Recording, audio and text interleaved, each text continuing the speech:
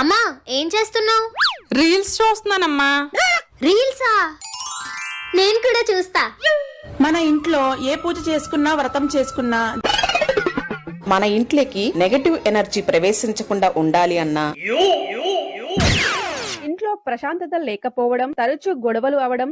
ఈ ఫోన్ పక్కన పెట్టమ్మా కాసేపు. నాతో ఏదైనా కొంచెం మాట్లాడు. మాట్లాడడం అంటే గుర్తొచ్చింది.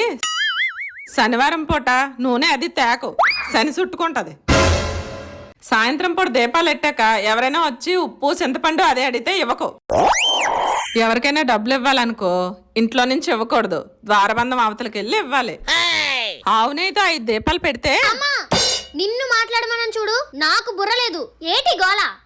ఇలాంటివన్నీ పాటించకపోతే రేపు పొద్దున్న మొగుడింటికి వెళ్ళాక అమ్మను మించి దైవం ఉన్నదా?